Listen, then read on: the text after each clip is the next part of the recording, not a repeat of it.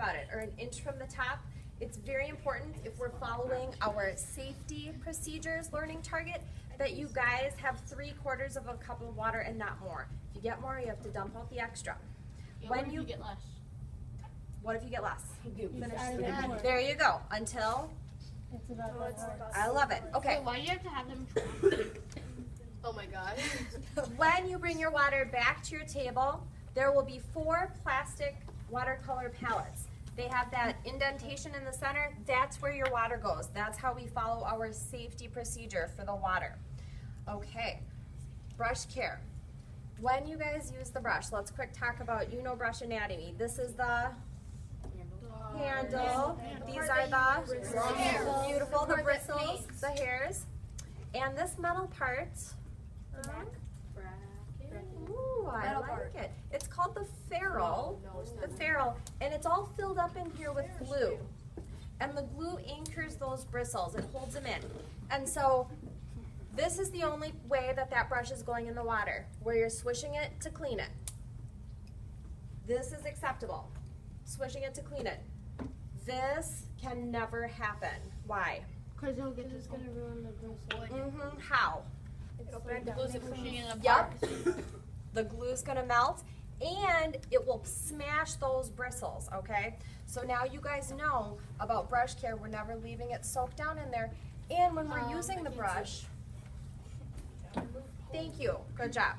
When we're using the brush, you guys need to pull it with this nice, smooth stroking motion. If you're going back and forth like this, kind of scrubbing it, when it's wet, you'll notice that it starts getting kind of like spiky. If you do that with a brush that's dry, it's gonna start getting kind of fluffy and fuzzy. That's actually damaging the brush, okay? So if you see a brush that has started to happen on it, I need you guys to dip it in water, and this is what you'll do after you wash your brush as well, and just reshape those bristles. That's the motion. You're reshaping them, okay? And that should get all those loose ones and make sure that when you come back to paint, it's ready for you. All right. There will be 4 paint boxes. You'll notice that there are no puddles. There's no puddles in this, okay? When you are done painting, if there are some puddles from your work, you need to suck it up with the brush and wipe it off in your palette or into your water cup. These get put back dry. Also notice, the colors are clean and there's no cross-contamination. Have you had the experience where you've picked up a watercolor box? And what? It's all mixed up. It's all mixed up. And then when okay? you try to, and then when you try to paint with it, it just like there's like if you try to use yellow, then there's like black. True. Or It's a like you miserable try- experience. Or like you try to use red, but someone's mixed like purple in it, and it's Absolutely. like a brownish. Which is why in middle school we give you the paint box, and then for mixing down the colors you have the palette. So I will show you guys how to mix down a color right now, and we will do our first technique, which is salt. So brush in the water, knock off a little, come into your paint box. I have the paint box ordered in Roy G. Biv or rainbow order. So why is it too? I wouldn't start with black though, because you won't get to see much of the other color if you mix black. True, but I'm just gonna do black by itself. So after I end with violet, it'll be brown and then black. So you see how I'm rolling the brush back and forth? I'm not scrubbing it. I'm rolling the wet brush back and forth, and then I wipe it. If this is the hard edge of the palette, I wipe the brush off on that, and then the paint runs down into that little hole. I'm gonna pick up some water, because for these to be successful, we have to have enough of the water in the paint, but we also have to have a strong enough color. What's happening when we add water? What's happening to our color? It's liquid. It's lighter. It Lighter? weakens it. It weakens it? It's shinier. Absolutely, okay? So we want to make sure that there's enough power in that color. It needs to be strong enough. It's like oil. You're gonna see me, it's a good connection. You're gonna see me using pretty wide brush strokes and moving pretty quick. The trick with the salt is to have it be wet enough. It needs to be just damp enough that there's a nice shine across the whole square, but no puddles. And it also needs to have enough color. So here I'm going back to make my shine nice and even. I pick it up to check, yup, nice shine. Take the tiniest pinch of salt, sprinkle the salt over it. This area where it's almost a little puddle, I'm gonna give that just a few seconds before I put the salt on it. Can I have that one? Now, once the salt is sprinkled, and you only use just a little bit, really, once it's sprinkled, you leave it be. Do not go back in with your brush because it will wipe out the effect. Make all the salt on one place. Absolutely. So, wet so that it's shiny but not puddly, just a light sprinkle. Then you're done. Sometimes the hardest part of these is being done right away, okay? They're almost too easy. You just have to let them be. Let's do the alcohol. That is done the exact same way where we're looking for just that shine. No puddles. Pretty big brush strokes, moving quickly. If you go outside of the box, that is not a big deal. If they use the same color for all, No, it is up to you. can we use the same color for all? Can you answer that question, group? It is Up It to is you. up to you. I have a pretty good shine going. I would like a little bit more color, so I'm gonna go in, roll back and forth, add that straight color in. This is a little wetter than I want it, but that's okay because I need some time to rinse my brush. Only, we will get to that, thank you. Only a perfectly clean brush may dip into the rubbing alcohol. So you twist the top off, check the shine, it's nice and even. Dip a perfectly clean brush down in, let the big drips come off. And then do some light drips. You don't want to do too many or the whole thing will become lightened, but this is pushing that color away. A little goes a long way. Again, I would never brush back into that after I've done it. That one's complete. Yes, Olivia. I just was wondering, what if you add too much color and then it, So if your color is too dark, if it's mostly paint and not enough water, the effects will also not show. That's a great point. It's a delicate balance. But if we're thinking about our design cycle that we're using all of the time here, that's where the learning comes, okay?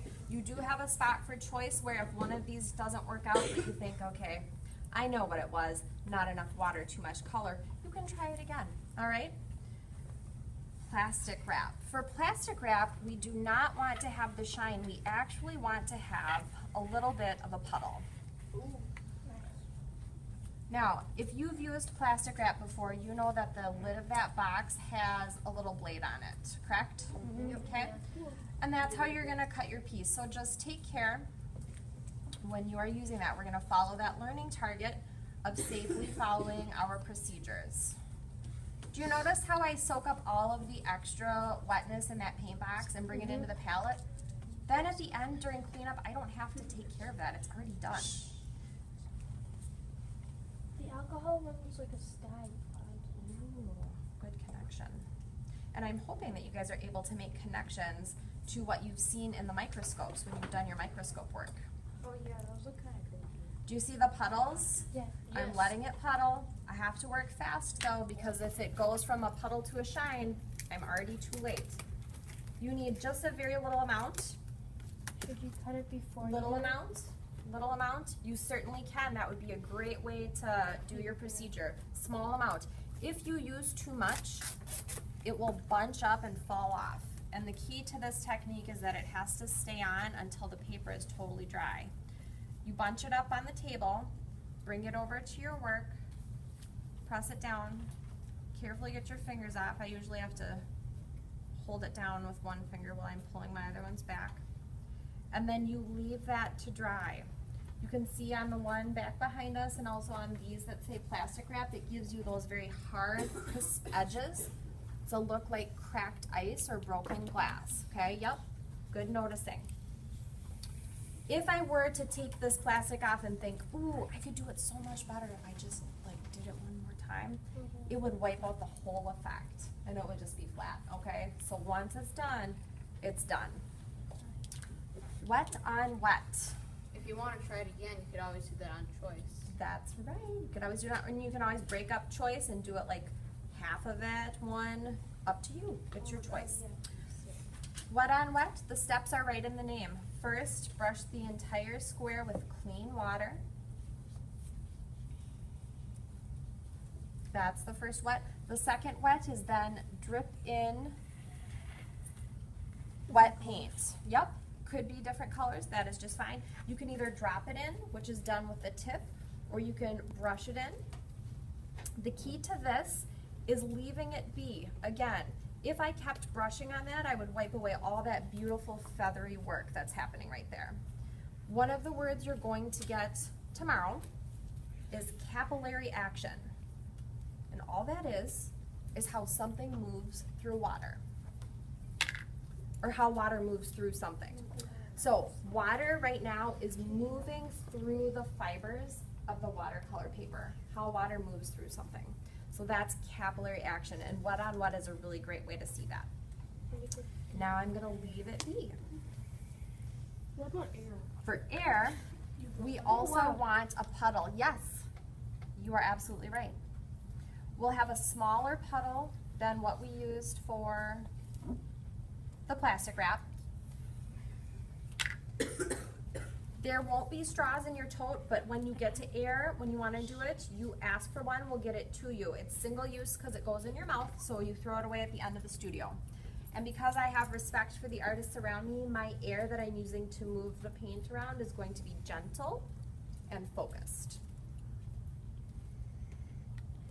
I like to turn my paper. Oh, I thought she was gonna suck it. You can also tip your paper if that helps.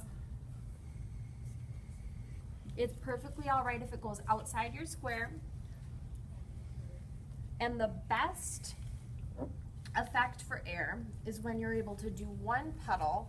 How about that middle one in the top row? If you could pass that to me.